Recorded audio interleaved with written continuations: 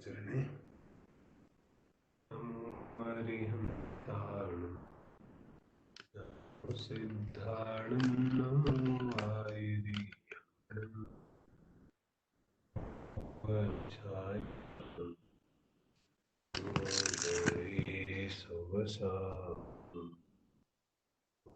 ಕಾರಂ ವಿದ್ಯುಸಂಯುಕ್ತಂ ನಿತ್ಯಂ ಧ್ಯಾಯಂತಿ ಯೋಗಿನಃ ಕಾಮದಂ ಮೋಕ್ಷದಂ ಚೈವ ಕಾಲಾಯ ವಿರಲ ಶಬ್ದಘನೋ ಸಕಲವು ಕಲಮಲಕಲ ನಿರುಪಾಸಿತ ಸರಸ್ವತಿ ಜ್ಞಾನತಿಮಿರಂಧಾನ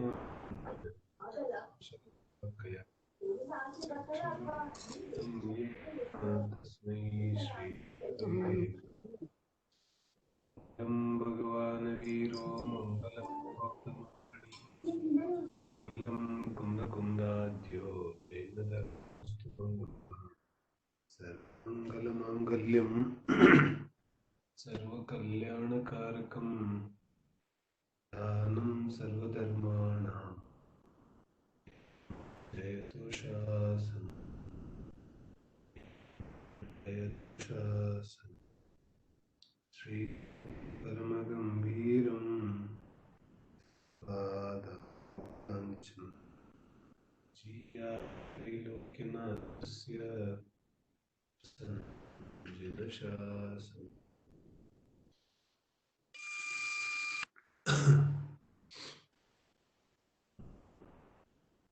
ಸ್ವಾಧ್ಯಾಯದ ಕ್ರಮದಲ್ಲಿ ನಮ್ಮ ಚರ್ಚೆ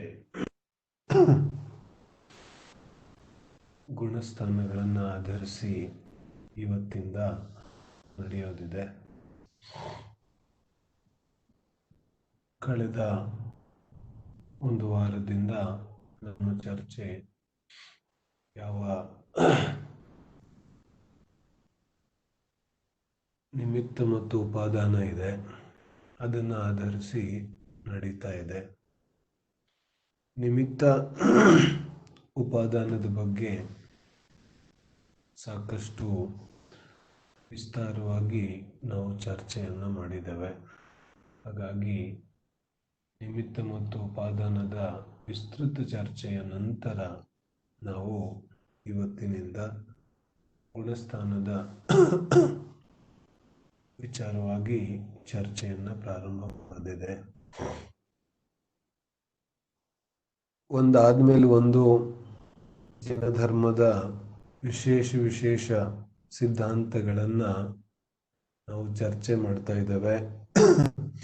ಕಳೆದ ನಿಮಿತ್ತೋಪಾದಾನದ ಸಿದ್ಧಾಂತ ಕೂಡ ಬಹಳ ಮುಖ್ಯವಾದಂತಹ ಸಿದ್ಧಾಂತ ಆಗಿತ್ತು. ಈಗ ನಾವು ಚರ್ಚೆ ಮಾಡುವಂತಹ ನಿಮಿತ್ತೋಪಾದಾನದ ಸಿದ್ಧಾಂತ ಕೂಡ ಬಹಳ ಮಹತ್ವಪೂರ್ಣವಾದದ್ದು, ಗುಣಸ್ಥಾನದ ಸಿದ್ಧಾಂತ. ಹಿಂದೆ ದೇವಾಗಮ ಸ್ತೋತ್ರದ ಚರ್ಚೆ ಕೂಡ ಮಹತ್ವಪೂರ್ಣವಾದಂತಹ ಜಿನಾಗಮದ ನ್ಯಾಯಶಾಸ್ತ್ರವನ್ನು ಆಧರಿಸಿದಂತಹ ಚರ್ಚೆ ಆಗಿತ್ತು. ನಿಜವಾಗಿ ಜಿನಧರ್ಮದ ಯಾವ ಪ್ರಮುಖ ಗ್ರಂಥಗಳಿದೆ, ಜಿನಧರ್ಮದ ಮುಖ್ಯ ಯಾವ ಗ್ರಂಥಗಳಿದೆ, ಆ ಮುಖ್ಯ ಗ್ರಂಥಗಳ ಸಾರಭೂತವಾದಂತಹ ವಿಷಯವನ್ನ ನಾವು ಚರ್ಚೆ ಮಾಡುವಂತಹ ಪ್ರಯತ್ನವನ್ನ ಮಾಡ್ತಾ ಇದ್ದೇವೆ. ಅಂದ್ರೆ ಆ ಗ್ರಂಥದ ಯಾವ ಮೂಲ ಸಾರಭೂತವಾದ ವಿಚಾರ ಇದೆ ಅದನ್ನ ಚರ್ಚೆ ಮಾಡೋ ಪ್ರಯತ್ನವನ್ನು ಮಾಡ್ತಿದ್ದೇವೆ. ಅದರಲ್ಲೂ ಕೆಲವೊಂದು ಯಾವ ಶೀರ್ಷಿಕೆಗಳಿದೆ, ಕೆಲವೊಂದು ವಿಷಯಗಳು ಆಯ್ದುಕೊಂಡ ವಿಷಯವನ್ನ ನಾವು ಆ ಗ್ರಂಥದ ಆಧಾರದಿಂದ ಚರ್ಚೆ ಮಾಡ್ತಾ ಇದ್ದೇವೆ. ಹಾಗಾಗಿ ಬಹಳ ಮಹತ್ವಪೂರ್ಣವಾದ ವಿಚಾರಗಳಿದೆ. ಅದರಲ್ಲೂ ಕೂಡ ಅನೇಕ ಕಡೆ ನಾವು ಈ ವಿಚಾರಗಳನ್ನು ಕೇಳಿರ್ತೇವೆ, ಆದ್ರೆ ಅರ್ಧಂಬರ್ಧ ಕೇಳಿರ್ತೇವೆ, ಸಂಪೂರ್ಣವಾಗಿ ಕೇಳಿರೋದಿಲ್ಲ, ಅಥವಾ ಅಲ್ಪ ಸ್ವಲ್ಪ ಕೇಳಿ ಯಾವುದೋ ಒಂದು ರೀತಿಯಾದ ಧಾರಣೆಯನ್ನ ಮಾಡ್ಕೊಂಡ್ಬಿಟ್ಟಿರ್ತೇವೆ ಹಾಗಾಗಿ ಆ ರೀತಿಯಾದಂತಹ ಧಾರಣೆಯನ್ನ ನಾವು ಸರಿಪಡಿಸ್ಕೊಂಡು ಜಿನಾಗಮದ ಈ ಸಿದ್ಧಾಂತಗಳ ಸರಿಯಾದ ವಿಚಾರವನ್ನ ತಿಳ್ಕೊಳ್ಳುವಂತಹ ಪ್ರಯತ್ನವನ್ನ ನಾವು ಇಲ್ಲಿ ಮಾಡ್ತಾ ಇದ್ದೇವೆ. ಹಾಗಾಗಿ ಈ ಒಂದು ಸಂದರ್ಭ ಬಹಳ ಮಹತ್ವಪೂರ್ಣವಾದಂತಹ ಸಂದರ್ಭ ಆಗುತ್ತೆ. ಇವತ್ತಿನಿಂದ ನಾವು ಗೊಮ್ಮಟಸಾರ ಕರ್ಮಕಾಂಡ ಮತ್ತು ಜೀವಕಾಂಡ ಎರಡು ಭಾಗದಲ್ಲಿ ಇರ್ತಕ್ಕಂತಹ ಗೊಮ್ಮಟಸಾರ ಜೀವಕಾಂಡದ ಆಧಾರದಿಂದ ಈ ಗುಣಸ್ಥಾನಗಳ ಚರ್ಚೆಯನ್ನ ಮಾಡೋದಿದೆ. ಗುಣಸ್ಥಾನ ಚರ್ಚೆಯನ್ನ ನಾವು ಜೀವಕಾಂಡದ ಆಧಾರದಿಂದ ಮಾಡೋದ್ರಿಂದ ಜೀವಕಾಂಡದ ಒಂದು ಪ್ರಮುಖ ವಿಷಯ ಗುಣಸ್ಥಾನದ ವಿಚಾರ, ಬಹಳ ವಿಸ್ತೃತವಾದ ವಿಚಾರ ಇದೆ. ಅಷ್ಟು ವಿಸ್ತೃತವಾದಂತಹ ಸೂಕ್ಷ್ಮವಾದಂತಹ ವಿಚಾರವನ್ನ ನಾವು ಎಷ್ಟು ಸಾಧ್ಯವೋ ಅಷ್ಟು ಸುಲಭವಾಗಿ ಅದನ್ನ ಒಂದು ಚರ್ಚೆ ಮಾಡುವಂತಹ ಪ್ರಯತ್ನವನ್ನ ನಾವು ಮಾಡೋದಿದೆ. ಯಾಕಂದ್ರೆ ಸಾಮಾನ್ಯವಾಗಿ ಯಾವ ಗುಣಸ್ಥಾನದ ವಿಚಾರ ಇದೆ ಅದು ಬಹಳ ಕಠಿಣ ಇದೆ, ಬಹಳ ಸೂಕ್ಷ್ಮ ಇದೆ ಅಂತ ತಿಳಿದು ಅದರ ಕಡೆಗೆ ನಾವು ಅರ್ಥ ಆಗಬಹುದು ಅಂತ ಯಾವತ್ತೂ ಓದ್ಲಿಕ್ಕೆ ಹೋಗೇ ಇರೋದಿಲ್ಲ. ಮತ್ಕ ಜೀವಕಾಂಡದಲ್ಲಿ ಗುಣಸ್ಥಾನದ ವಿಚಾರವನ್ನು ಓದಕ್ ಹೋದ್ರೂ ನಮಗೆ ಸಂಪೂರ್ಣವಾಗಿ ಅರ್ಥ ಆಗೋದು ಕಷ್ಟ ಆಗುತ್ತೆ. ಆದ್ರೆ ನಮ್ಮ ಮೂಲಭೂತ ಸ್ವಾಧ್ಯಾಯದ ಕ್ರಮದಲ್ಲಿ ಇನ್ನು ಕೆಲವು ವಿಷಯಗಳು ಉಳಿದಿದೆ, ನಾವು ಚರ್ಚೆ ಮಾಡಬೇಕು ಅಂತ ಅನ್ಕೊಂಡಿರುವಂತಹ ವಿಚಾರ. ಹಾಗೆ ನೋಡಿದ್ರೆ ಅನೇಕ ಸಿದ್ಧಾಂತಗಳಲ್ಲಿ ಜಿನಾಗಮದ್ದು, ಆದ್ರೆ ಪ್ರಮುಖ ವಿಚಾರಗಳಲ್ಲಿ ಕೊನೆಯ ವಿಚಾರಗಳ ಒಂದು ಸರಣಿಯಲ್ಲಿ ನಾವು ಇವತ್ತು ಗುಣಸ್ಥಾನದ ಚರ್ಚೆಯನ್ನ ಪ್ರಾರಂಭ ಮಾಡ್ತಾ ಇದ್ದೇವೆ. ಗುಣಸ್ಥಾನ ಅಂತ ಬಂದ ತಕ್ಷಣ ಸ್ವಾಧ್ಯಾಯ ಪ್ರೇಮಿ ಜೀವಿಗಳಲ್ಲೂ ಕೂಡ ಅನೇಕ ರೀತಿಯಾದ ಧಾರಣೆಗಳಿರುತ್ತೆ. ಅನೇಕ ಜನ ನಮ್ಮ ಸ್ವಾಧ್ಯಾಯದಲ್ಲಿ ಗುಣಸ್ಥಾನದ ವಿಚಾರವನ್ನ ಎಂದಿಗೂ ಕೇಳದೇ ಇರುವಂತಹ ಒಂದು ಶ್ರಾವಕರು ಕೂಡ ಇದರಲ್ಲಿ ಇರ್ಬೋದು. ಯಾರು ಎಷ್ಟು ಯಾವ ವಿಚಾರಗಳನ್ನ ತಿಳ್ಕೊಂಡಿರ್ಬೋದು ಅನ್ನತಕ್ಕಂತಹ ಒಂದು ವಿಚಾರ ನನಗೂ ಕೂಡ ಗೊತ್ತಿಲ್ಲ. ಯಾರ್ಯಾರು ಅದರ ಲಾಭವನ್ನ ತಗೋತಾ ಇದ್ದಾರೆ ಅಂತ ಕೂಡ ನನಗೆ ಗೊತ್ತಿಲ್ಲ ನಿಜವಾಗ್ಲು. ಕೆಲವು ಸಾಧರ್ಮಿಗಳು ನನ್ನ ಸಂಪರ್ಕದಲ್ಲಿ ಇರೋದ್ರಿಂದ ಅಷ್ಟು ಮಾತ್ರ ನನಗೆ ಗೊತ್ತಿದೆ. ಇನ್ನು ಉಳಿದಂತೆ ಆದ್ರೆ ನಾವು ಏನು ಭಾವಿಸ್ಕೊಂಡು ಹೋಗ್ತಾ ಇದ್ದೇವೆ, ನಮ್ಮ ಮೂಲಭೂತ ಸ್ವಾಧ್ಯಾಯ ಏನ್ ನಡೀತಾ ಇದೆ, ಇಲ್ಲಿವರೆಗೆ ಏನು ವಿಚಾರಗಳಾಗಿದೆ, ನಾವೇನ್ ಚರ್ಚೆ ಮಾಡಿದ್ದೇವೆ ಆ ಚರ್ಚೆಯಲ್ಲಿ ಭಾಗವಹಿಸಿದ್ದಾರೆ ಅಂತ ಭಾವಿಸ್ಕೊಂಡು ನಾವು ಮುಂದಿನ ಚರ್ಚೆಯನ್ನ ಮಾಡ್ತಾ ಇದ್ದೇವೆ. ಹಾಗಾಗಿ ಯಾರು ಹಿಂದಿನ ಚರ್ಚೆಯಲ್ಲಿ ಭಾಗವಹಿಸಿಲ್ಲ ಅವರು ಹಿಂದಿನ ಚರ್ಚೆಗಳನ್ನ ಕೇಳಿ ಅದರ ಉಪಯೋಗ ಪಡ್ಕೊಂಡು ಮುಂದಿನ ಒಂದು ಸ್ವಾಧ್ಯಾಯವನ್ನ ಕೇಳಿದ್ರೆ ಮತ್ತಷ್ಟು ಅದರ ಲಾಭ ಆಗುತ್ತೆ. ಈ ವಿಚಾರಗಳನ್ನ ಕೂಡ ನಾವು ಬಹಳ ಬೇಸಿಕ್ ಇಂದಾನೆ ಪ್ರಾರಂಭ ಮಾಡೋದಿದೆ. ಹಾಗಾಗಿ ಏನು ಬಹುತೇಕವಾಗಿ ಕಷ್ಟ ಆಗೋದಿಲ್ಲ ಅಂತ ನಾನು ಭಾವಿಸಿದ್ದೇನೆ. ಗುಮ್ಮಟಸಾರ ಗ್ರಂಥದ ಕರ್ತೃ ನಮ್ಮೆಲ್ಲರಿಗೂ ಗೊತ್ತಿದೆ. ಸ್ವಲ್ಪ ದಿನದ ಹಿಂದೆನೆ ನಾವು ಕರ್ಮಗಳ ವಿಚಾರವನ್ನು ಕೂಡ ಚರ್ಚೆ ಮಾಡಿ ಬಂದಿದ್ದೇವೆ. ಅದಕ್ಕಿಂತ ಹಿಂದೆ ಕೂಡ ಸ್ವಲ್ಪ ಬ್ರೀಫ್ ಅಲ್ಲಿ ನಾವು ಕರ್ಮಗಳ ಚರ್ಚೆಯನ್ನ ಮಾಡಿದ್ವಿ. ಎಲ್ಲರಿಗೂ ನೆನಪಿದ್ರೆ, ಯಾರಿಗೆಷ್ಟು ನೆನಪಿದೆ, ಅದರಲ್ಲೂ ಕೂಡ ನಾವು ಈ ಗುಮ್ಮಟಸಾರ ಜೀವಕಾಂಡ ಮತ್ತು ಕರ್ಮಕಾಂಡದ ಕರ್ತೃಗಳಾದಂತಹ ಶ್ರೀಮದ್ ನೇಮಿಚಂದ್ರ ಸಿದ್ಧಾಂತ ಚಕ್ರವರ್ತಿಗಳ ಪರಿಚಯದ ಬಗ್ಗೆ ಸ್ವಲ್ಪ ನಾವು ತಿಳ್ಕೊಂಡಿದ್ವಿ. ವಿಶೇಷವಾಗಿ ನಾವು ಪುನಃ ನೇಮಿಚಂದ್ರ ಸಿದ್ಧಾಂತ ಚಕ್ರವರ್ತಿ ಆಚಾರ್ಯರ ಪರಿಚಯದ ಬಗ್ಗೆ ಪುನಃ ನಾವು ಚರ್ಚೆಯನ್ನ ಮಾಡೋದಿಲ್ಲ ಈಗ, ಯಾಕಂದ್ರೆ ಹಿಂದೆ ಚರ್ಚೆ ಮಾಡಿದ್ದೇವೆ. ಯಾರ ಗಮನಕ್ಕೆ ಬಂದಿಲ್ಲ ಅವರು ಆ ಚರ್ಚೆಯನ್ನ ಕೇಳ್ಬೋದು. ಈಗ ನಾವು ಇದರ ಮುಂದಿನ ವಿಚಾರಕ್ಕೆ ಹೋಗ್ತಾ ಇದ್ದೇವೆ. ಯಾರು ಭಾಗವಹಿಸಿಲ್ಲ ಅವ್ರಿಗೋಸ್ಕರ ಒಂದೆರಡು ನಿಮಿಷಗಳಲ್ಲಿ ನಾವು ಚರ್ಚೆ ಮಾಡೋದಾದ್ರೆ ನೇಮಿಚಂದ್ರ ಸಿದ್ಧಾಂತ ಚಕ್ರವರ್ತಿ ಯಾರು ಅಂತ ಹೇಳಿದ್ರೆ ಒಂದು 1100-200 ವರ್ಷಗಳ ಹಿಂದೆ ಆದಂತಹ ಒಬ್ಬ ಕರ್ಣಾನುಯೋಗದ ಮಹಾಜ್ಞಾನಿ ಆಚಾರ್ಯ ನೇಮಿಚಂದ್ರ ಸಿದ್ಧಾಂತ ಚಕ್ರವರ್ತಿ. ನೇಮಿಚಂದ್ರ ಅನ್ನತಕ್ಕಂತಹ ಅನೇಕ ಆಚಾರ್ಯರಾಗೋಗಿದ್ದಾರೆ. ಒಬ್ಬ ಆಚಾರ್ಯರಂತೂ ನಮಗ್ ಗೊತ್ತಿದೆ, ದ್ರವ್ಯ ಸಂಗ್ರಹವನ್ನ ಬರೆದಿದಂತಹ ನೇಮಿಚಂದ್ರಾಚಾರ್ಯರು. ಅವರು ನೇಮಿಚಂದ್ರ ಸಿದ್ಧಾಂತಿ ದೇವ್ ಮತ್ತೆ ಗೊಮ್ಮಟ ಸಾರವನ್ನ ಬರೆದಿರುವಂತವರು ನೇಮಿಚಂದ್ರ ಸಿದ್ಧಾಂತ ಚಕ್ರವರ್ತಿ. ಇಬ್ರು ಬೇರೆ ಬೇರೆ ಇದ್ದಾರೆ. ಇಷ್ಟು ಮಾತ್ರ ಅಲ್ಲ, ಶ್ರವಣಬೆಳಗೊಳದ ಒಂದು ಶಾಸನಗಳನ್ನೆಲ್ಲ ನಾವು ನೋಡಿದಾಗ ಮತ್ತೆ ಇತಿಹಾಸದಲ್ಲಿ ಕೂಡ ಒಬ್ರಿಬ್ರಲ್ಲ ಅನೇಕ ನೇಮಿಚಂದ್ರ ಅನ್ನತಕ್ಕಂತ ಹೆಸರಿನ ಅನೇಕ ಆಚಾರ್ಯರಾಗಿ ಹೋಗಿದ್ದಾರೆ. ಅದರಲ್ಲಿ ನೇಮಿಚಂದ್ರ ಅನ್ನತಕ್ಕಂತಹ ಭಟ್ಟಾರಕ ಕೂಡ ಆಗೋಗಿದ್ದಾರೆ. ಆ ಕೆಲವು ವಿವಾದಗಳು ಕೂಡ ವಿದ್ವಾಂಸರಲ್ಲಿ ಇದೆ. ಆದ್ರೆ ನೇಮಿಚಂದ್ರ ಅನ್ನತಕ್ಕಂಥವರು ಅನೇಕ ಆಚಾರ್ಯರಾಗಿ ಹೋಗಿದ್ದಾರೆ. ಅವರಲ್ಲಿ ಬಹುತೇಕವಾಗಿ ಅತಿ ಪ್ರಾಚೀನ ನೇಮಿಚಂದ್ರ ಸಿದ್ಧಾಂತ ಚಕ್ರವರ್ತಿ ಗೊಮ್ಮಟ ಸಾರವನ್ನ ಬರೆದಿರುವಂತವರು ಅತಿ ಪ್ರಾಚೀನ ಅಂತ ಬಹುತೇಕವಾಗಿ ನಾವು ಹೇಳ್ಬೋದು.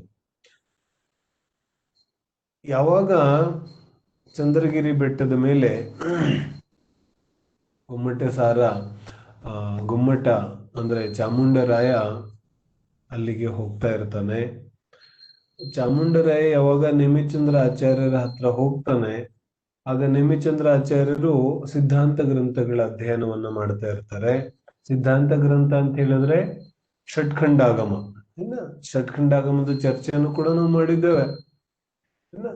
6 ಖಂಡಗಳಿರುವಂತಹ ದಿಗಂಬರ ಜೈನ ಸಂಪ್ರದಾಯದ ಮೊದಲನೆಯ ಒಂದು ಲಿಪಿಬದ್ಧವಾದಂತಹ ಗ್ರಂಥ. ಆ ಷಟ್ಖಂಡಾಗಮದ ಅಧ್ಯಯನವನ್ನ ಮಾಡ್ತಾ ಇರ್ತಾರೆ. ಆ ಷಟ್ಖಂಡಾಗಮದ ಅಧ್ಯಯನದಲ್ಲಿ ಷಟ್ಖಂಡಾಗಮದ ಒಂದು ಅಧ್ಯಯನ ಮಾಡುವಾಗ ಈ ಚಾಮುಂಡರಾಯ ಅಲ್ಲಿಗೆ ಹೋಗ್ತಾನೆ.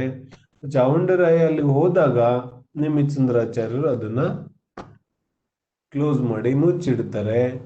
ಮುಚ್ಚಿಟ್ಟಿರೋದನ್ನ ನೋಡಿ ಚಾಮುಂಡರಾಯ ನಿವೇದನೆಯನ್ನ ಮಾಡ್ಕೊತಾನೆ. ಆಚಾರ್ಯರೇ, ನಮಗೂ ಕೂಡ ಈ ಶಾಸ್ತ್ರವನ್ನ ನೀವು ತಿಳಿಸಿದ್ರೆ ತುಂಬಾ ಚೆನ್ನಾಗಿರ್ತಿತ್ತು. ನಮ್ಮಲ್ಲಿ ಅಂತದ್ದೇನ್ ತಪ್ಪಾಗಿದೆ? ನಾವು ಬಂದ ತಕ್ಷಣ ನೀವು ಗ್ರಂಥವನ್ನ ಮುಚ್ಚಿಡ್ತಾ ಇದ್ದೀರಲ್ಲ, ಯಾಕೆ ಅಂತ ಕೇಳಿದಾಗ ನೇಮಿಚಂದ್ರಾಚಾರ್ಯರು, ಇದು ನಿಮ್ಮಂತ ಗೃಹಸ್ಥರಿಗೆ ಅನೇಕ ಜಂಜಾಟಗಳಲ್ಲಿ ಸಿಲುಕಿಕೊಂಡಂತಹ ನಿಮ್ಮಗಳಿಗೆ ಈ ಸಿದ್ಧಾಂತ ಗ್ರಂಥವನ್ನು ಅರ್ಥ ಮಾಡ್ಕೊಳ್ಳೋದು ಕಷ್ಟ ಇದೆ, ಹಾಗಾಗಿ ನಾನು ಇದನ್ನ ಮುಚ್ಚಿದೆ ಅಂತ ಹೇಳ್ತಾರೆ. ಆಗ ಚಾಮುಂಡರಾಯ ಅತ್ಯಂತ ನಿವೇದನೆ ಪೂರ್ವಕವಾಗಿ ವಿನಯಪೂರ್ವಕವಾಗಿ ಚಾಮುಂಡರಾಯನ ವಿನಯದ ಒಂದು ಪ್ರತೀಕವಾಗಿ ನೇಮಿಚಂದ್ರಾಚಾರ್ಯರಿಗೆ ಕೇಳ್ತಾನೆ,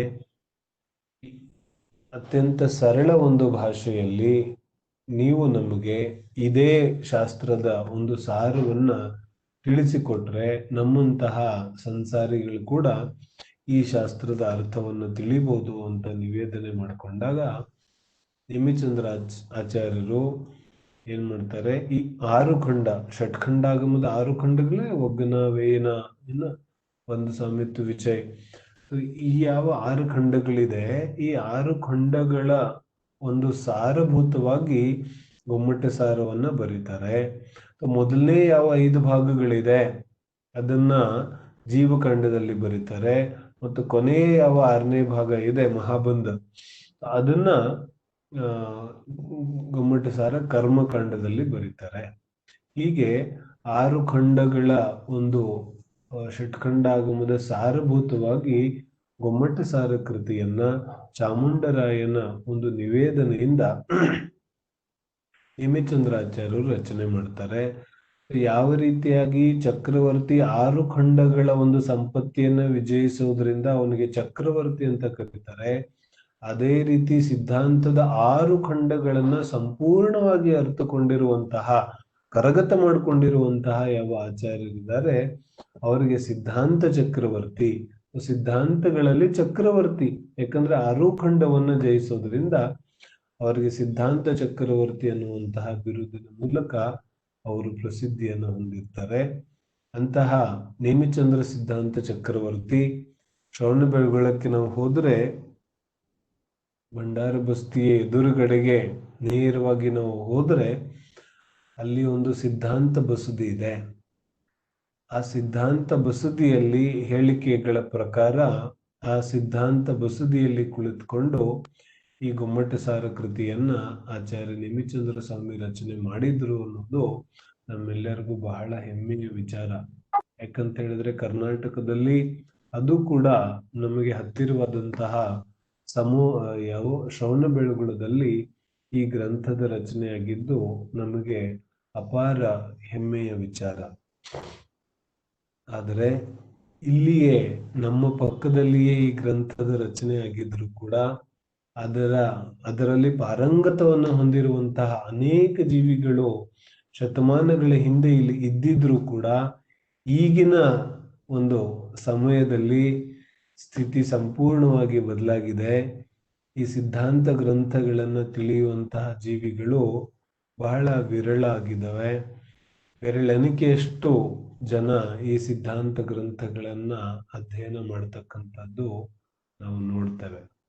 ಅಂತಹ ಒಂದು ಪರಿಸ್ಥಿತಿಯಲ್ಲಿ ಈ ಸಿದ್ಧಾಂತ ಗ್ರಂಥದ ಒಂದು ಪ್ರಮುಖ ವಿಷಯವನ್ನ ನಾವು ಚರ್ಚೆ ಮಾಡ್ತಾ ಇರೋದು ಕೂಡ ನಮ್ಮೆಲ್ಲರಿಗೂ ಅತ್ಯಂತ ಏನ್ ಹೇಳ್ತಾರೆ ಸಾತಿಶಯ ಪುಣ್ಯದ ವಿಚಾರ ಇದೆ.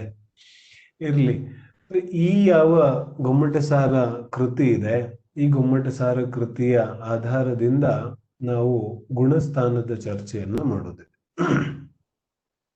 ಸಾಮಾನ್ಯವಾಗಿ ಗುಣಸ್ಥಾನ ಅಂತಂದಾಗ ಯಾರಿಗೆ ಗುಣಸ್ಥಾನಗಳ ಬಗ್ಗೆ ಗೊತ್ತಿಲ್ಲ ಅಂತಹ ಯಾವ್ದಾದ್ರು ಜೀವಿಗೆ ಹೋಗಿ ಗುಣಸ್ಥಾನ ಅಂತ ಕೇಳಿದಾಗ ನಿಮ್ಮದು ಯಾವ ಗುಣಸ್ಥಾನ ಅಂತ ಕೇಳಿದ್ರೆ ಆ ಜೀವ ಏನ್ ಹೇಳ್ತಾನೆ, ನಂದ್ ಯಾವ್ದು ಗುಣಸ್ಥಾನ ಇಲ್ಲಪ್ಪ, ಗುಣಸ್ಥಾನ ನನ್ನಲ್ಲಿ ಯಾವ ಗುಣಗಳೇ ಇಲ್ಲ, ನನ್ನಲ್ಲಿ ಯಾವ ಗುಣಗಳಿದೆ, ಹಾಗಾಗಿ ನಂದು ಯಾವ್ದು ಗುಣಸ್ಥಾನ ಇಲ್ಲ ಅಂತ ಹೇಳ್ಬಿಡ್ತಾನ. ಯಾಕಂದ್ರೆ ಅವನಿಗೆ ಗುಣಸ್ಥಾನದ ಬಗ್ಗೆ ಗೊತ್ತೇ ಇಲ್ಲ. ಉತ್ತರ ಏನ್ ಬಂತು, ನಿಂದ್ಯಾವ್ದು ಗುಣಸ್ಥಾನ ಇಲ್ಲ. ಅರೆ, ಯಾರದ್ದು ಗುಣಸ್ಥಾನ ಇರೋದಿಲ್ಲ ಅವ್ರಿಗೆ ಸಿದ್ಧ ಭಗವಂತ ಅಂತಾರೆ. ಏನಾಯ್ತೀಗ, ಇವನೇನಂತಿದ್ದ, ನಂದ್ಯಾವ್ದು ಗುಣಸ್ಥಾನನೇ ಇಲ್ಲ ಅಂತಿದ್ದ. ಮತ್ತು ಉತ್ತರ ಏನ್ ಕೊಟ್ರು, ಯಾರದ್ದು ಗುಣಸ್ಥಾನ ಇಲ್ಲ ಅವರು ಯಾರು, ಸಿದ್ಧ ಪರಮೇಷ್ಠಿಯನ್ನ ಬಿಟ್ಟು ಎಲ್ಲಾ ಜೀವಿಗಳಿಗೂ ಯಾವ್ದಾದ್ರೂ ಒಂದು ಗುಣಸ್ಥಾನ ಇದ್ದೇ ಇರುತ್ತೆ. ಅರ್ಥ ಆಗತ್ತಲ್ಲ? ಸಿದ್ಧ ಪರಮೇಷ್ಠಿ ಒಬ್ಬರನ್ನ ಬಿಟ್ಟು ಇನ್ನ ಎಷ್ಟು ಜೀವಿಗಳಿದೆ, ಪ್ರತಿಯೊಂದು ಜೀವಿಗೆ ಯಾವ್ದಾದ್ರೂ ಒಂದು ಗುಣಸ್ಥಾನ ನಿಯಮದಿಂದ ಇರುತ್ತೆ. ಅರ್ಹಂತ ಪರಮೇಷ್ಠಿಗೂ ಕೂಡ ಸಿದ್ಧ ಪರಮೇಷ್ಠಿಯನ್ನ ಬಿಟ್ಟು ಎಲ್ಲರಿಗೂ ಗುಣಸ್ಥಾನ ಇರುತ್ತೆ. ಮತ್ ನೀನೇನ್ ಹೇಳ್ತಿದ್ಯಾ, ನಂದ್ಯಾವ್ದು ಗುಣಸ್ಥಾನ ಇಲ್ಲ, ನೀನು ಸಿದ್ಧ ಪರಮೇಷ್ಠಿ ಆಗ್ಬಿಟ್ಟೇನು? ಎಲ್ಲಾರ್ಗೂ ಒಂದೊಂದು ಗುಣಸ್ಥಾನ ಇರುತ್ತೆ. ಹಾಗಾದ್ರೆ ಇವನೇನ್ ಹೇಳ್ತಾನೆ, ಹಾಗಾದ್ರೆ ನನ್ನನ್ನ ಎಲ್ಲಾರ್ಕಿಂತ ಕೊನೆಗೆ ಎಸೆದ್ಬಿಡಿ. ಏನ್ ಹೇಳ್ತಾನೆ ಇವನು, ಎಲ್ಲಾರ್ದು ಯಾವ್ದಾದ್ರು ಒಂದು ಗುಣಸ್ಥಾನ ಇದ್ದೇ ಇರುತ್ತೆ ಅಂದ ಮೇಲೆ ನನ್ನನ್ನು ಏನ್ ಮಾಡಿ ಕೊನೆ ಗುಣಸ್ಥಾನಕ್ಕೆ ಎಸೆದ್ಬಿಡಿ, 14ನೇ ಗುಣಸ್ಥಾನಕ್ಕೆ.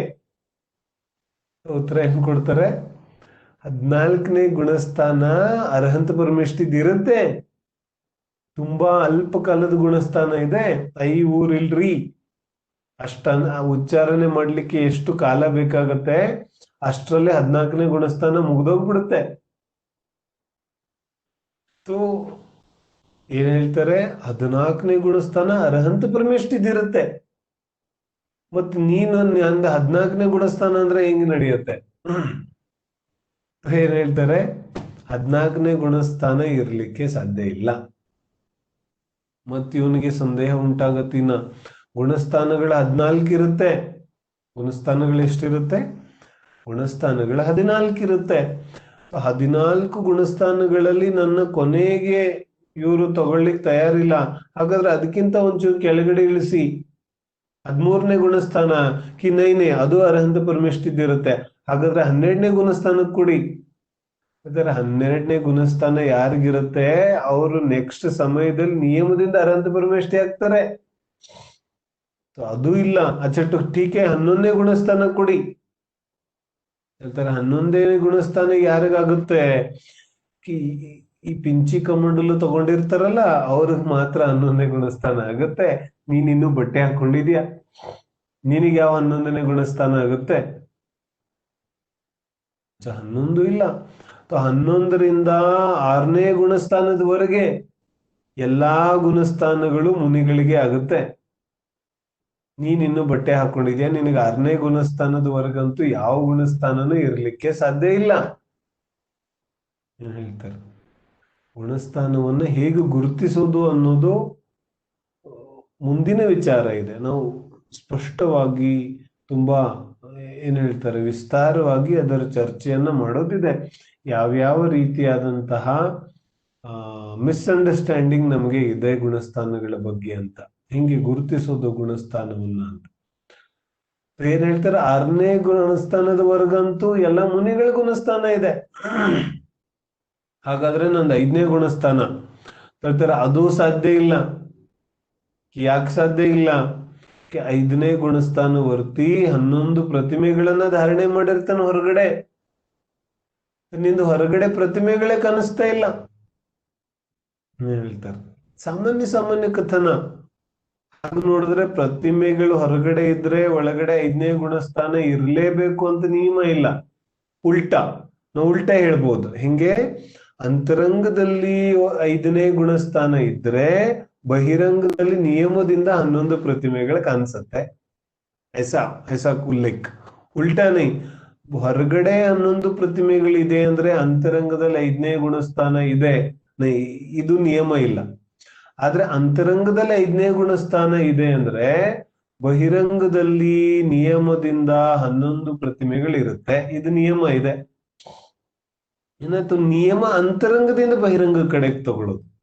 ಬಹಿರಂಗದಿಂದ ಅಂತರಂಗ ಕಡೆಗೆ ನಿಯಮ ತಗೊಂಡ್ಬಿಟ್ರೆ ಎಲ್ಲ ಗಡ್ಬಡ್, ಎಲ್ಲ ಗೊಂದಲ ಉಂಟಾಗ್ಬಿಡುತ್ತೆ, ಸರಿ ಹೋಗೋದಿಲ್ಲ. ಅಂತರಂಗದಿಂದ ಬಹಿರಂಗ. ಅಂತರಂಗದಲ್ಲಿ 2 ಕಷಾಯ ಚೌಕಡಿಗಳ ಅಭಾವ ಇದೆ ಅಂದ್ರೆ ಬಹಿರಂಗದಲ್ಲಿ 11 ಪ್ರತಿಮೆಗಳಿದೆ. ಅಚ್ಚಾ, ಹಾಗಾದ್ರೆ ನಂಗೆ 5ನೇ ಗುಣಸ್ಥಾನನೂ ಇಲ್ಲ.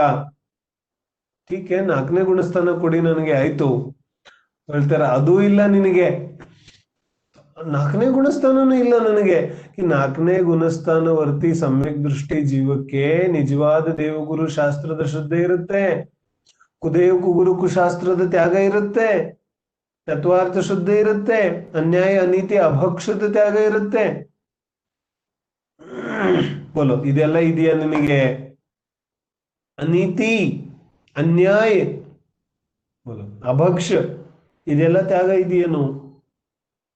बोलते ये तो नहीं है, तो फिर तुम्हारा चतुर्थ गुणस्थान भी नहीं है. ಏನ್ ಹೇಳ್ತಾರೆ? ಚತುರ್ಥ ಗುಣಸ್ಥಾನನೂ ಇಲ್ಲ. ಅಚ್ಚಾ ಟೀಕೆ, ಹಾಗಾದ್ರೆ 3ನೇ ಗುಣಸ್ಥಾನ ಕೊಡಿ, 2ನೇ ಗುಣಸ್ಥಾನ ಕೊಡಿ. ಹೇಳ್ತಾರೆ ಈ 2ನೇ 3ನೇ ಗುಣಸ್ಥಾನದ ಕಾಲ ಅಂತರ್ಮುಹೂರ್ತ ಮಾತ್ರ ಇದೆ. ಮತ್ತಿದು ಯಾರಿಗಾಗುತ್ತೆ? ಯಾರಿಗೆ 4ನೇ ಗುಣಸ್ಥಾನ ಆಗಿದೆ ಅವನು ಕೆಳಗಡೆ ಇಳಿತಾ ಇದ್ರೆ ಅವನಿಗೆ 2, 3 ಆಗತ್ತೆ. ನೇರವಾಗಿ ಏರ್ತಾ ಇರುವಾಗ 3, 2 ಆಗೋದಿಲ್ಲ. ಕನ್ಫ್ಯೂಸ್ ಆಗ್ತಾ ಇದ್ರೆ ಏನೋ ತೊಂದರೆ ಇಲ್ಲ, ಇಗ್ನೋರ್ ಮಾಡಿ. ಮುಂದೆ ನಾವು ವಿಸ್ತಾರವಾಗಿ ಚರ್ಚೆ ಮಾಡೋರಿದ್ದಾರೆ. ಏನಾಯ್ತು? 4ನೇ ಗುಣಸ್ಥಾನದಿಂದ ಕೆಳಗಿಳಿತಾ ಇದ್ರೆ 3ನೇ ಗುಣಸ್ಥಾನ 2ನೇ ಗುಣಸ್ಥಾನ ಆಗುತ್ತೆ. ಹಾಗಾದ್ರೆ 3, 2 ಗುಣಸ್ಥಾನನೂ ಇಲ್ಲ. ನೀವೇನಿಗೆ ನಂಗೆ ಯಾವ ಗುಣಸ್ಥಾನನೂ ಕೊಡ್ತಿಲ್ಲ. ಹಾಗಾದ್ರೆ ನಂದು ಯಾವ್ದು ಗುಣಸ್ಥಾನನೇ ಇಲ್ವೇನೋ? ಗುಣಸ್ಥಾನ ಇಲ್ಲದೆ ಹೋದ್ರೆ ಸಿದ್ಧ ಪರಮೇಷ್ಠಿ ಆಗ್ತೀಯ. ಹಾಗಾದ್ರೆ ನಂದು ಯಾವ್ದನೇ ಗುಣಸ್ಥಾನ? ಅಥವಾ ಉಳಿತು ಒಂದೇ, 1ನೇ ಗುಣಸ್ಥಾನ. ಏನ್ ಹೇಳ್ತಾರೆ? 1ನೇ ಗುಣಸ್ಥಾನ ಸಂಸಾರದಲ್ಲಿ 1 ನಂಬರ್ ಇದೆಯಲ್ಲ, ಆ 1 ನಂಬರು ಶ್ರೇಷ್ಠ ಇದೆ, ಫಸ್ಟ್ ರ್ಯಾಂಕ್. ಇಲ್ಲಿ ಹೇಗಿದೆ? ಇಲ್ಲಿ ಕೆಳಗಡೆಯಿಂದ ಮೇಲ್ಗಡೆ ಹತ್ತೋದಿದೆ, ಮೇಲ್ಗಡೆಯಿಂದ ಕೆಳಗಡೆ ಬರೋದಿಲ್ಲ. ಉನ್ನತಿ ಯಾವುದು? ಮೇಲಿಂದ ಕೆಳಕ್ಕೆ ಹತ್ತೋದು ಉನ್ನತಿ ಇದೆ. ಒಂದು ಸ್ಟೆಪ್ ಆದ್ಮೇಲೆ ಎರಡನೇ ಸ್ಟೆಪ್ ಬರುತ್ತೆ. ಮೊದಲನೇ ಸ್ಟೆಪ್ ದೊಡ್ಡದೋ ಅಥವಾ ಎರಡನೇ ಸ್ಟೆಪ್ ಮೇಲಿದೆಯೋ? ಮೊದಲನೇ ಸ್ಟೆಪ್ ನ ಮೇಲೆ ಎರಡನೇ ಸ್ಟೆಪ್ ಇರೋದು. ನಾನು ಎರಡನೇ ಸ್ಟೆಪ್ ಅಲ್ಲಿ ನಿಂತಾಗ ನಾನು ಸ್ವಲ್ಪ ಮೇಲ್ ಬಂದಿದ್ದೇನೆ. ಮೂರನೇ ಮೆಟ್ಟಿಲ ಮೇಲೆ ನಿಂತಾಗ ಇನ್ನೂ ಮೇಲ್ ಬಂದಿದ್ದೇನೆ. ನಾಲ್ಕನೇ ಮೆಟ್ಟಿಲ ಮೇಲೆ ನಿಂತಾಗ ಇನ್ನೂ ಮೇಲ್ ಬಂದಿದ್ದೇನೆ. ಐದನೇ ಮೆಟ್ಟಿಲ ಹತ್ತಿದಾಗ ಇನ್ನೂ ಮೇಲ್ ಬಂದಿದ್ದೇನೆ. ಮೆಟ್ಟಿಲುಗಳನ್ನ ಹತ್ತುತ್ತಾ ಹತ್ತುತ್ತಾ ಹತ್ತುತ್ತಾ ಮೇಲ್ಮೆಟ್ಟಿಲುಗಳನ್ನ ಹತ್ತುವಾಗ ನಾನು ಮೇಲ್ ಹೋಗ್ತಾ ಹೋಗುತ್ತೇನೆ. ಅರ್ಥ ಆಗತ್ತೆ? ಮೇಲ್ ಹೋಗ್ತಾ ಹೋಗುತ್ತೇನೆ. ಅದಕ್ಕೋಸ್ಕರ ಏನ್ ಮಾಡಿದ್ದಾರೆ, ಮೊದಲನೇ ಗುಣಸ್ಥಾನಕ್ಕಿಂತ 14ನೇ ಗುಣಸ್ಥಾನ ಶ್ರೇಷ್ಠ ಇದೆ. ಯಾಕಂದ್ರೆ ಇಲ್ಲಿ ಫೌಂಡೇಶನ್ ಇಂದ ಮೇಲೆ ಹೋಗ್ತಿದ್ದಾನೆ. ಹಾಗಾಗಿ ಗುಣಸ್ಥಾನ ಪರಿಣಾಮಗಳ ಒಂದು ಯಾವ ಆಂದೋಲನ ಇದೆ ಅಥವಾ ಪರಿಣಾಮಗಳ ಯಾವ ತಾರತಮ್ಯ ಪರಿಣಾಮ ಅಂತ ಹೇಳ್ತೀವಿ ನಾವು. ತಾರತಮ್ಯ ಅಂದ್ರೆ ಏನು? ಪರಿಣಾಮೋ ಕಿ ಜೋ ತಾರತಮ್ಯತಾ ಮತ್ಲಬ್ ಉತಾರ್ ಚಢಾವ್ ಅಂದ್ರೆ ಏನ್ ಹೇಳ್ಬೇಕು ನಾವು ಕನ್ನಡದಲ್ಲಿ? ಪರಿಣಾಮಗಳ ಮೇಲೇರುವಿಕೆ ಹಾಗೂ ಕೆಳಗಿಳುವಿಕೆ.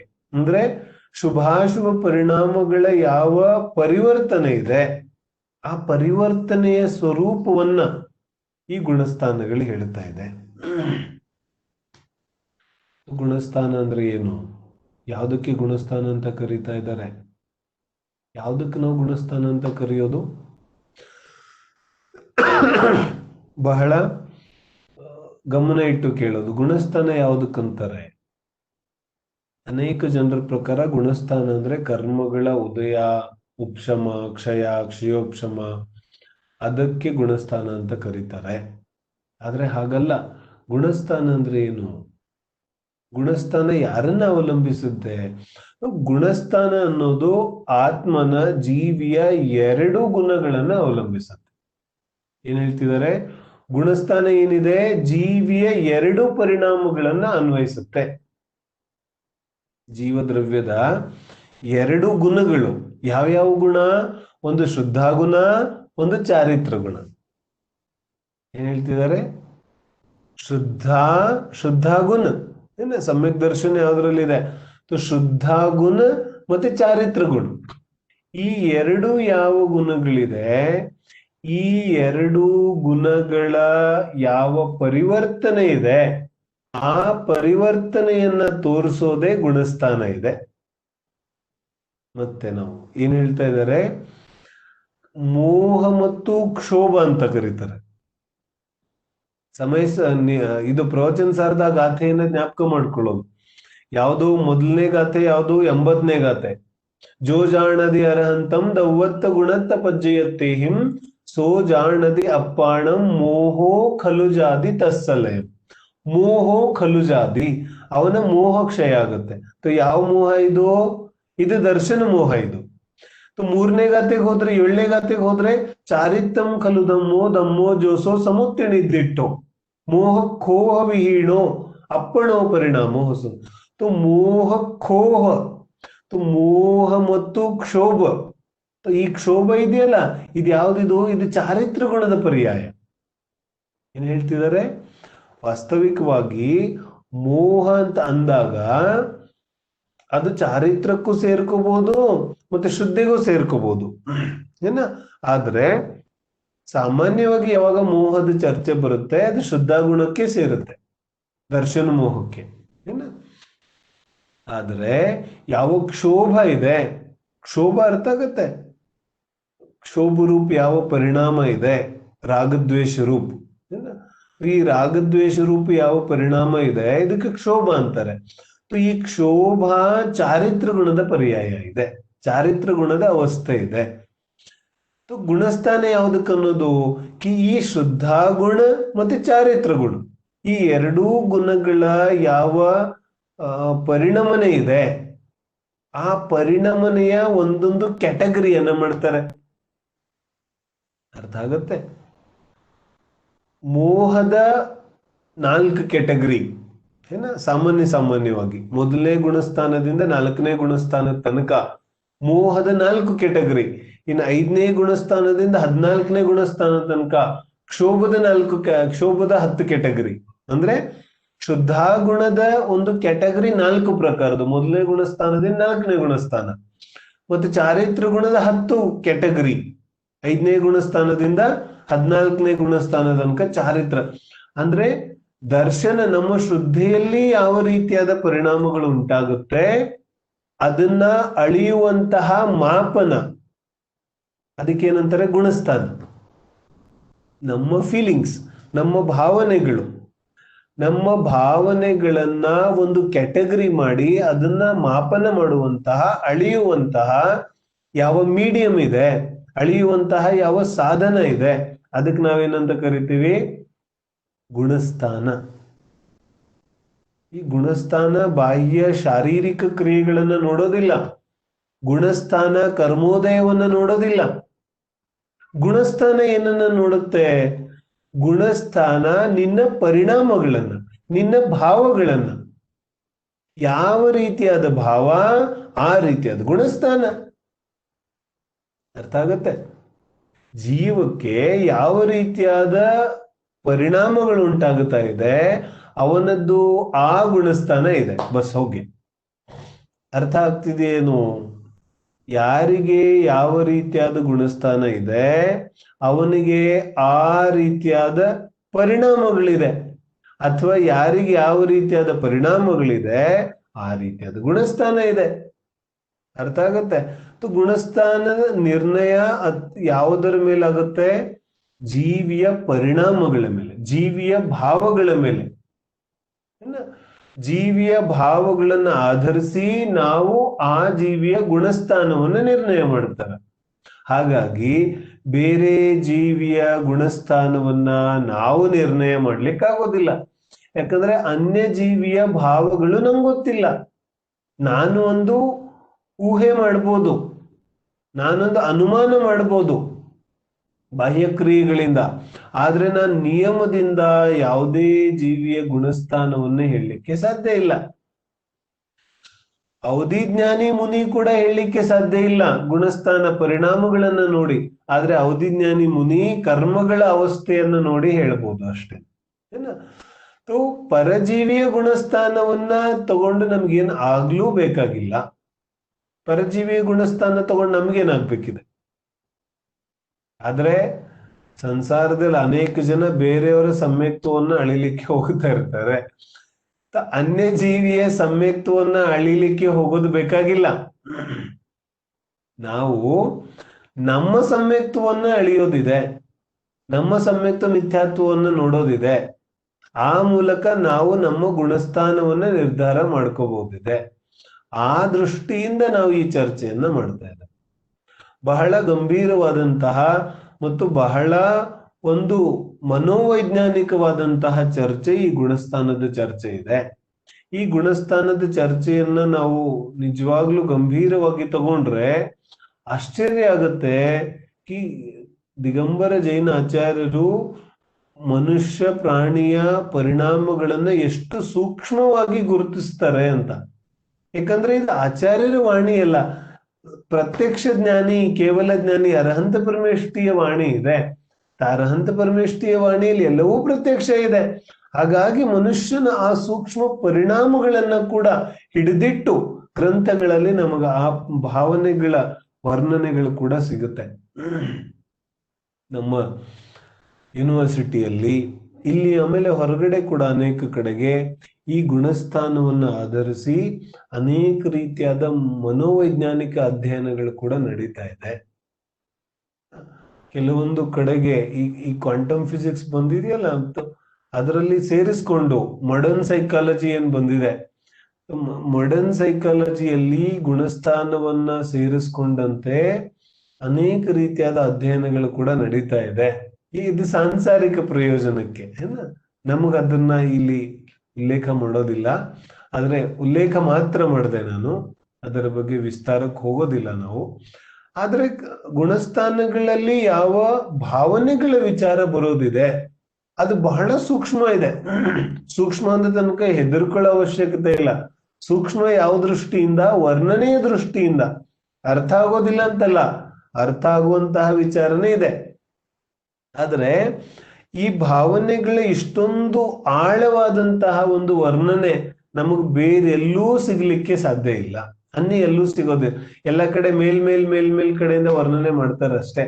ಆದ್ರೆ ಶುಭೋಪಯೋಗ, ಅಶುಭೋಪಯೋಗ, ಶುದ್ಧೋಪಯೋಗ, ಇದರಲ್ಲಾಗುವಂತಹ ತಾರತಮ್ಯವಸ್ಥೆ, ಇದರಲ್ಲಾಗುವಂತಹ ಏಳು ಬೀಳು, ಯಾವ್ದಕ್ ನಾವ್ ಹೇಳ್ತೇವೆ ಪರಿಣಾಮಗಳ ಏಳು ಬೀಳು ಏನ, ಆ ಪರಿಣಾಮಗಳಲ್ಲಿ ಯಾವ ಏರಿಳಿತಗಳಾಗುತ್ತೆ, ಆ ಪರಿಣಾಮಗಳ ಏರಿಳಿತಗಳನ್ನ ನಾವು ಯಾವ ರೀತಿಯಾಗಿ ಆ ಗುಣಸ್ಥಾನದಲ್ಲಿ ಗುರುತಿಸಿದ್ದಾರೆ ಅನ್ನೋದನ್ನ ನೋಡೋರಿದೆ. ಹಾಗಾಗಿ ನನಗನ್ಸುತ್ತೆ ಗುಣಸ್ಥಾನ ಅಂದ್ರೆ ಏನು ಅನ್ನತಕ್ಕಂತಹ ಒಂದು ಸಾಮಾನ್ಯವಾದಂತಹ ಜ್ಞಾನ, ಒಂದು ಸಾಮಾನ್ಯ ಚಿತ್ರ ಎಲ್ಲರಿಗೂ ಬಂದಿದೆ ಅಂತ ಹೇಳಿ. ಏನು ಕಠಿಣ ಇಲ್ಲ ಇದರಲ್ಲಿ. ಗುಣಸ್ಥಾನ ಅಂದ ತಕ್ಷಣ ಏನೋ ಎಲ್ಲಿಗೂ ಏನು ನಾವು ಹೋಗುತ್ತಾ ಇಲ್ಲ. ಗುಣಸ್ಥಾನ ಅಂದ್ರೆ ಏನು, ಪ್ರತಿಯೊಬ್ಬ ಜೀವಿಯ, ಅವನು ಮನುಷ್ಯ ಆಗಿರ್ಲಿ, ತಿರಿಯಂಚ ಆಗಿರ್ಲಿ, ಎನಿ ಬೀಯಿಂಗ್, ಯಾವುದೇ ಜೀವಿ ಆಗಿರ್ಲಿ, ಪ್ರತಿಯೊಂದು ಜೀವಿಯ ಪರಿಣಾಮಗಳ ಒಂದು ಕ್ಯಾಟಗರಿ, ಪರಿಣಾಮಗಳ ಒಂದು ಗ್ರೂಪ್. ಮೊದಲನೇ ಗುಣಸ್ಥಾನ ಅಂದ್ರೆ ಮೊದಲನೇ ಗುಣಸ್ಥಾನದ ಒಂದು ಕ್ಯಾಟಗರಿ ಇದೆ. ಯಾವ ಕ್ಯಾಟಗರಿ? ಅದು ಭಾವನೆಗಳ ಕ್ಯಾಟಗರಿ. ಯಾವ ಯಾವ ರೀತಿಯಾದ ಭಾವನೆಗಳು ಮೊದಲನೇ ಗುಣಸ್ಥಾನದಲ್ಲಿ ಬರುತ್ತೆ, ಯಾವ ಯಾವ ರೀತಿಯಾದ ಭಾವನೆಗಳು ಎರಡನೇ ಗುಣಸ್ಥಾನದಲ್ಲಿ ಬರುತ್ತೆ, ಯಾವ ಯಾವ ರೀತಿಯಾದ ಭಾವನೆಗಳು 4, 5ನೇ ಗುಣಸ್ಥಾನದಲ್ಲಿ, 6, 7ನೇ ಗುಣಸ್ಥಾನದಲ್ಲಿ ಬರುತ್ತೆ. ಗುಣಸ್ಥಾನ ಅಂದ್ರೆ ಪರಿಣಾಮಗಳು. ಯಾವ ಪರಿಣಾಮಗಳು? ಶ್ರದ್ಧಾ ಗುಣದ ಪರಿಣಾಮಗಳು ಮತ್ತು ಚಾರಿತ್ರ ಗುಣದ ಭಾವಗಳು. ಈ ಎರಡೂ ಗುಣದ ಯಾವ ಭಾವಗಳಿದೆ, ಇದರ ಅರ್ಥ ಏನಾಯ್ತು? ಸ್ವಲ್ಪ ಸೂಕ್ಷ್ಮತೆ ಇದೆ. ಇದರ ಅರ್ಥ ಏನಾಯ್ತು? ಜ್ಞಾನ ಗುಣದ ಪರಿಣಾಮಗಳನ್ನ ನಾವು ಗುಣಸ್ಥಾನದಲ್ಲಿ ನೋಡೋದಿಲ್ಲ. ಜ್ಞಾನಕ್ಕೂ ಗುಣಸ್ಥಾನಕ್ಕೂ ಸಂಬಂಧ ಇಲ್ಲ. ಅರ್ಥ ಆಗ್ತಿದೆ? ಯಾರಿಗೆ ಎಷ್ಟು ಜ್ಞಾನ ಇದೆ ಅದರ ಮೇಲೆ ಅವನು ಗುಣಸ್ಥಾನ ಯಾವುದು कि नहीं, ऐसा नहीं कहा जा सकता. ಯಾರಿಗೆ ಎಷ್ಟು ಜ್ಞಾನ ಇದ್ರೂ ಅವನಿಗೆ ಯಾವ ಗುಣಸ್ಥಾನ ಇದೆ ಅಂತ ನಾವು ಹೇಳಕ್ ಆಗೋದಿಲ್ಲ. ಅರ್ಥ ಆಗ್ತಿದೆ? ಸಂಪೂರ್ಣ ದ್ವಾದಶಾಂಗ ಜಿನವಾಣಿಯ ಜ್ಞಾನ ಯಾವ ಜೀವಿಕ್ಕಿದೆ? ಶ್ರುತಕೇವಲಿ. ಶ್ರುತಕೇವಲಿದ್ ಯಾವ ಗುಣಸ್ಥಾನ? 6, 7 ಅಂತ ಏನೋ ಅನುಮಾನದಿಂದ ಹೇಳ್ಬೋದು, ಆದ್ರೆ ಮುಂದಿನ ಗುಣಸ್ಥಾನಗಳನ್ನ ಹೇಳಕ್ಕಾಗುತ್ತೇನೋ? 9, 10, 11, 12 ನೈ ಕಹ ಜಾ ಸಕ್ತಾ. ಜ್ಞಾನದ ಆಧಾರದಿಂದ ಗುಣಸ್ಥಾನಗಳನ್ನ ಗುರುತಿಸ್ಲಿಕ್ಕೆ ಆಗೋದಿಲ್ಲ. ಮತ್ತೆ ಹೆಂಗ್ ಗುರುತಿಸ್ಲಿಕ್ಕಾಗತ್ತೆ? ಭಾವನೆಗಳ ಆಧಾರದಿಂದ ಗುಣಸ್ಥಾನವನ್ನ ಗುರುತಿಸೋದು. ಇಲ್ಲಿ ಎಕ್ಸಾಂಪಲ್ 14 ಜನ ಇದ್ದಾರೆ ಅಂತ ಅನ್ಕೊಳ್ಳೋಣ. 14 ಜನ ಇದ್ದಾರೆ. 14 ಜನರದ್ದು ಒಂದು ಕ್ಯಾಟಗರಿ ಇದೆ. 14 ಜನರಲ್ಲಿ ಒಬ್ಬೊಬ್ಬಂದು ಒಂದೊಂದು ಕ್ಯಾಟಗರಿ. ಅಥವಾ ನಾವು ಒಂದು ಸ್ಕೂಲ್ ಅನ್ನ ತಗೊಂಡ್ರೆ ಅಲ್ಲಿ ಇದಾರಲ್ಲ 10 ಕ್ಲಾಸ್ ಇದೆ, first standard to 10th standard. 10th standard ತನಕ 10 ಕ್ಯಾಟಗರೀಸ್ ಇದೆ. ಒಂದೊಂದು ಕ್ಯಾಟಗರಿಲಿ ಅನೇಕ ಜನ ಮಕ್ಕಳು, ಫಸ್ಟ್ ಸ್ಟ್ಯಾಂಡರ್ಡ್ ಅಲ್ಲಿ ಅನೇಕ ಜನ ಇದ್ದಾರೆ, ಸೆಕೆಂಡ್ ಸ್ಟ್ಯಾಂಡರ್ಡ್ ಅಲ್ಲಿ ಅನೇಕ ಜನ ಇದ್ದಾರೆ. ಹಾಗೆ 14 ಪರಿಣಾಮಗಳ ಕ್ಯಾಟಗರಿ ಇದೆ. ಈ 14 ಭಾವನೆಗಳ ಕ್ಯಾಟಗರಿಯಲ್ಲಿ ಪ್ರಪಂಚದ 3 ಲೋಕದ ಎಲ್ಲಾ ಜೀವಿಗಳು ಬಂದ್ಬಿಡುತ್ತೆ. ಅರ್ಥ ಆಗತ್ತೆ? ಈ ಕ್ಯಾಟಗರಿಯಿಂದ ಯಾವ ಜೀವನೂ ಉಳಿಯೋದಿಲ್ಲ. ಸೊ ನಾವು ಇಮ್ಯಾಜಿನ್ ಮಾಡ್ಕೋಬಹುದು ಹೌ ಇಂಪಾರ್ಟೆಂಟ್ ಇಟ್ ಈಸ್. ಯಾಕಂದ್ರೆ ಬರೀ ಮನುಷ್ಯ ಅಲ್ಲ, ಇಡೀ ಪ್ರಪಂಚದಲ್ಲಿ ಎಷ್ಟು ಪ್ರಾಣಿಗಳಿದೆ, ಅದು ಪಕ್ಷಿ ಆಗಿರ್ಬೋದು, ಮೂಕ ಪ್ರಾಣಿ ಆಗಿರ್ಬೋದು, ತಿರಿಯಂಚ ಆಗಿರ್ಬೋದು, ನಾರಕಿ ಆಗಿರ್ಬೋದು, ದೇವ ಆಗಿರ್ಬೋದು, ಎಲ್ಲಾ ಜೀವಿಗಳ ಪರಿಣಾಮಗಳನ್ನ 14 ಕ್ಯಾಟಗರಿಯಲ್ಲಿ ಹಿಡಿದಿಟ್ಟಿದ್ದಾರೆ. ಹಾಗೆ ನೋಡಿದ್ರೆ ಅನಂತ ಕ್ಯಾಟಗರಿ ಮಾಡ್ಬೇಕಾಗತ್ತೆ ಪರಿಣಾಮಗಳದ್ದು. ಮತ್ತೆ 14 ಗುಣಸ್ಥಾನಗಳನ್ನ ಯಾಕೆ ಮಾಡಿದ್ರು? ಗುಣಸ್ಥಾನಗಳು ಕೇವಲ 14 ಇರೋದಿಲ್ಲ, ಗುಣಸ್ಥಾನಗಳು ಅನೇಕ ಇದೆ. ಏನ್ ಹೇಳ್ತಿದ್ದಾರೆ? ಗುಣಸ್ಥಾನಗಳು ಬರೀ 14 ಇಲ್ಲ, ಗುಣಸ್ಥಾನಗಳು ಅನೇಕ ಇದೆ. ನಾವು ತತ್ವಗಳ ಸಂದರ್ಭದಲ್ಲಿ, ದ್ರವ್ಯಗಳ ಸಂದರ್ಭದಲ್ಲಿ ಚರ್ಚೆ ಮಾಡಿದ್ವಿ. ದ್ರವ್ಯಗಳು 6 ಇಲ್ಲ, ದ್ರವ್ಯಗಳು ಅನಂತ ಇದೆ. ತತ್ವಗಳು 7 ಇಲ್ಲ, ತತ್ವಗಳು ಅನಂತ ಇದೆ. ಮತ್ತೆ 7 ಯಾಕೆ ಹೇಳಿದ್ರು? ಏನ್ ಹೇಳಿದ್ರು? ಪ್ರಯೋಜನೆಯ ಅಪೇಕ್ಷೆಯಿಂದ. ಏನು ಪ್ರಯೋಜನ ಇದೆ? ಮೋಕ್ಷದ ಪ್ರಯೋಜನ ಇದೆ. ಯಾವ ಜೀವಕ್ಕೆ ಮೋಕ್ಷದ ಪ್ರಯೋಜನ ಇದೆ ಆ ಜೀವ 7 ತತ್ವಗಳನ್ನ ತಿಳ್ಕೊಂಡ್ರೆ ಸಾಕು. ಇನ್ನು ಉಳಿದಿದ್ದ ತತ್ವಗಳಲ್ಲೆಲ್ಲ ತಲೆ ಹಾಳು ಮಾಡ್ಕೋ ಅವಶ್ಯಕತೆ ಇಲ್ಲ. ಪ್ರಪಂಚದಲ್ಲಿ ಅನಂತ ತತ್ವಗಳಿದೆ. ಕೇವಲ ಜ್ಞಾನ ಆದ್ಮೇಲೆ ಎಲ್ಲ ಕಾಣಿಸುತ್ತೆ ನಿನ್ನ ಪ್ರತ್ಯಕ್ಷ ಜ್ಞಾನದಲ್ಲಿ. ಅದರ ಬಗ್ಗೆ ಎಲ್ಲ ನೀನು ತಲೆ ಕೆಡಿಸ್ಕೊಂಡ್ರೆ ನೀನು ಮೋಕ್ಷ ಮಾರ್ಗದ ದಾರಿಯನ್ನು ಹತ್ತಕ್ಕಾಗಲ್ಲ. ಹಾಗಾಗಿ ಏನ್ ಮಾಡಿದ್ರು ಆಚಾರ್ಯರು? ಕ್ಯಾಟಗರಿ ಮಾಡಿ 7 ತತ್ವಗಳನ್ನು ಹೇಳಿದ್ರು. ಅದೇ ರೀತಿಯಾಗಿ ಅನಂತ ಪ್ರಕಾರದ ಪರಿಣಾಮಗಳಿದೆ, ಅನಂತ ಪ್ರಕಾರದ ಭಾವಗಳು ಈ ಜೀವ ಮಾಡ್ತಾನೆ. ಆ ಎಲ್ಲ ಅನಂತ ಪ್ರಕಾರದ ಭಾವನೆಗಳ ಜಂಜಾಟದಲ್ಲಿ ಸಿಲುಕಿಕೊಂಡು ಹೋದ್ರೆ ಈ ಜೀವ ಯಾವತ್ತು ಮೋಕ್ಷ ಮಾರ್ಗದ ದಾರಿಯನ್ನು ಹಿಡಿಯಕ್ಕೆ ಆಗೋದಿಲ್ಲ. ಅದಕ್ಕೆ ಆಚಾರ್ಯರು ಏನ್ ಮಾಡಿದ್ರು? 14 ಕ್ಯಾಟಗರಿಯನ್ನ ಮಾಡಿದ್ರು. 14 ಕ್ಯಾಟಗರಿ ಯಾವ ದೃಷ್ಟಿಯಿಂದ?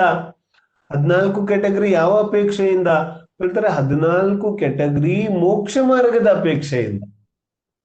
ಮೋಕ್ಷ ಮಾರ್ಗದ ಅಪೇಕ್ಷೆಯಿಂದ 14 ಕ್ಯಾಟಗರಿಯನ್ನ ಮಾಡ್ತಾರೆ. ಮೋಕ್ಷ ಮಾರ್ಗದ ಅಪೇಕ್ಷೆಯಿಂದ 14 ಕ್ಯಾಟಗರಿ ಮಾಡಿದ್ರೆ ಈ ಒಂದೊಂದು ಕ್ಯಾಟಗರಿ ನಾನು ಎಲ್ಲಿ ಕರ್ಕೊಂಡು ಹೋಗ್ತಿದೆ ಅಂದ್ರೆ ಮೋಕ್ಷ ಮಾರ್ಗದ ಕಡೆಗೆ ಕರ್ಕೊಂಡು ಹೋಗ್ತಿದೆ. ಅಂದ್ರೆ ನಾನು ಏನೇ ಹತ್ತುತ್ತಾ ಹೋದ್ರೆ ಎಲ್ಲಿಗೆ ಹೋಗ್ತೇನೆ? ಕೊನೆಗೆ ನಾನು ಹೋಗಿ ನಿಲ್ಲೋದೇ ಸಿದ್ಧ ಅವಸ್ಥೆ. ಸಿದ್ಧ ಅವಸ್ಥೆಗೆ ಹೋಗುವಂತಹ ದಾರಿ ಈ ಮೋಕ್ಷ ಮಾರ್ಗ ಇದೆ.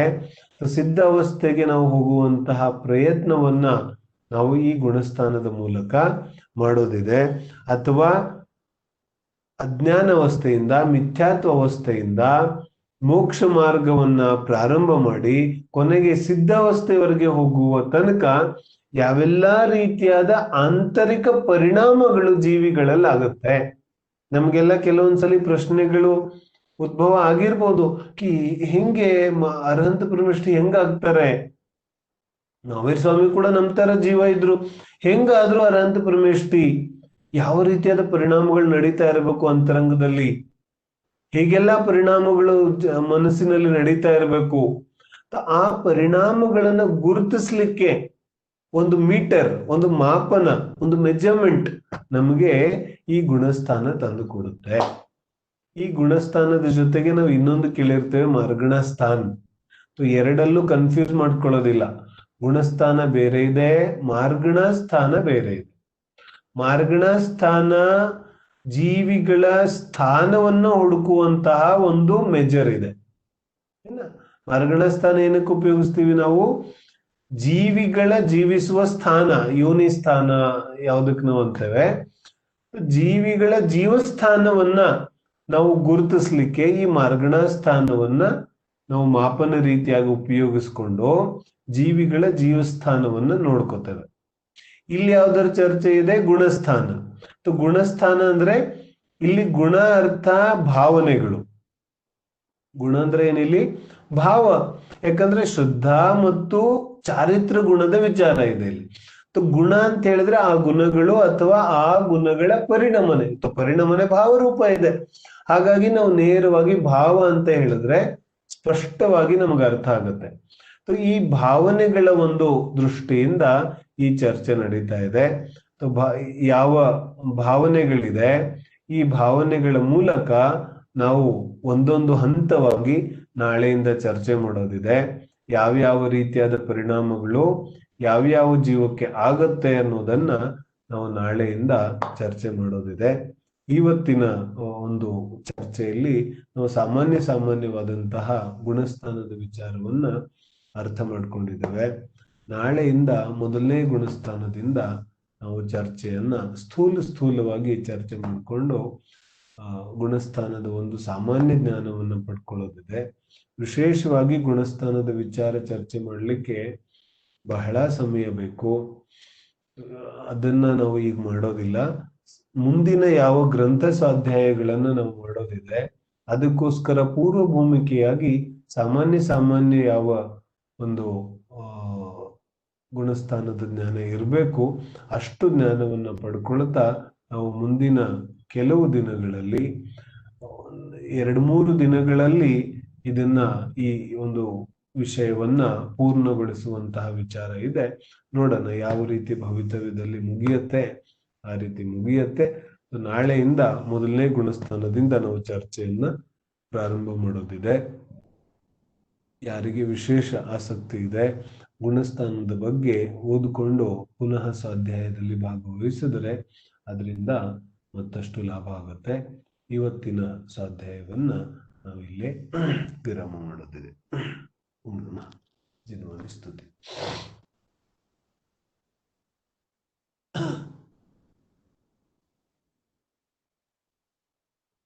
ಶ್ರೀ ಗುಣವಾಣಿಯ ಜ್ಞಾನದಲ್ಲಿ ಲೋಕಾಲೋಕವು ತಿಳಿಯುವುದು. ಆ ವಾಣಿಯು ಮಸ್ತಕಕ್ಕೇರಲು. ಸಾಕಾಗೋಯ್ತು.